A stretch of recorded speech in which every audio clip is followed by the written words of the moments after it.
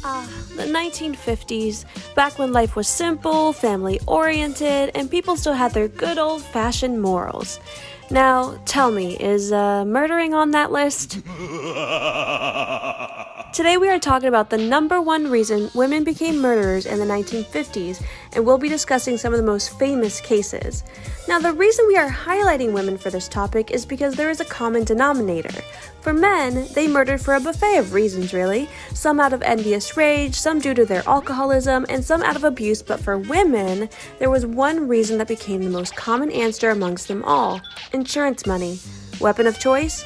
Arsenic. Let's talk about it. So when we think about love in the 1950s, we often think about a picture-perfect relationship, often using our grandparents as an idea of what it may have been like. But we often tend to forget that there were also very unhappy couples, and some so unhappy that they have found their motive to murder their spouse. Now, trouble in paradise, though very common, wasn't the only motive to slip some arsenic into the lemonade. Women in the 1950s who committed murder didn't just kill their spouse, but also killed cousins, sisters, brothers, aunts, and even neighbors. Why?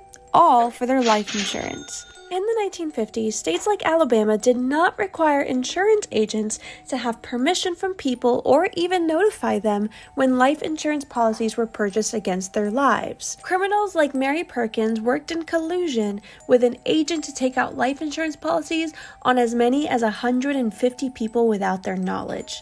Now today, Alabama insurance agents require a signature of the person named in the policy, but back then, insurance fraud, incredibly popular. Now you see, to be able to collect someone's life insurance, that person has to be dead. So how did arsenic become the weapon of choice? Well, arsenic is a poison that is originally used to kill household pests, but society over the years has found a few unconventional ways to utilize this powerful poison, such as using it in skincare to remove blemishes in the 1800s, using it to create vibrant and accidentally very deadly pigments for things like wallpaper and dresses, and has eventually found its way to be the best way to kill someone and get away with it. You see, arsenic has a lack of color, odor, and taste, making it completely undetectable when mixed into food or drinks. It was also incredibly accessible to the average person and a common household item that it was not alarming to have in your cupboard. Symptoms of arsenic include violent cramping, vomiting, often following shortly with a death from shock.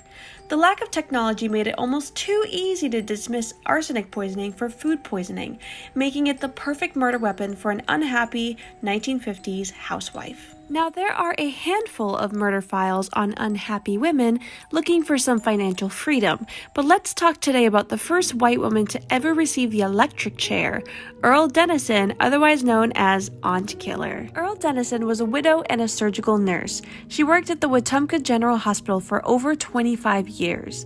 Her late husband had a sister who also had a husband, and a little girl named Shirley, and a boy named Orville. Shirley was a little over 2 years old when Aunt Earl paid an early afternoon call to their humble farmhouse in rural Elmore County on May 1st, 1952. During the visit, Aunt Earl gave little Shirley an orange drink that included arsenic. When Shirley began to vomit, Aunt Earl gave her a bottle of Coca-Cola that was also laced with arsenic. When it appeared that the little girl was gravely ill and would die, Aunt Earl left the hospital. She drove 20 miles to the home of an insurance agent. There, she paid the premium for a life insurance policy she had taken out on her niece's life. Aunt Earl, you see, had insured little Shirley for $6,500. In 1952, that was enough money to buy 3 nice new cars.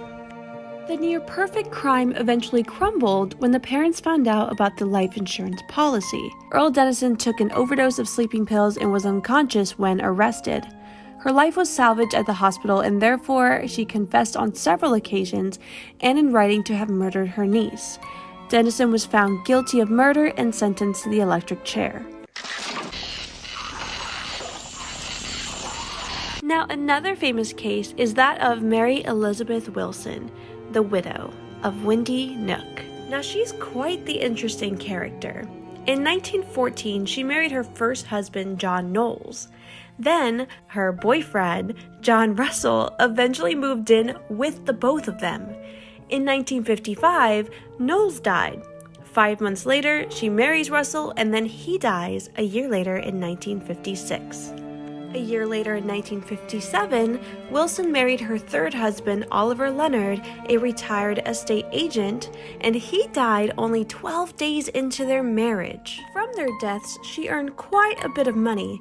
She won multiple life insurances and even a really fancy bungalow. Now by this time, obviously, Wilson has become a figure of local gossip concerning both the frequency at which her spouses died and her rather uncomfortably cheerful attitude towards the pattern. Now obviously, Wilson was convicted of murdering her husbands, but even though she was sentenced to death, her old age allowed her to get life imprisonment. Later, she died of natural causes in 1962.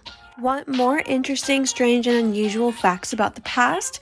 Make sure you subscribe and turn on the notification bell and like this video so that way I can see you guys in my next one.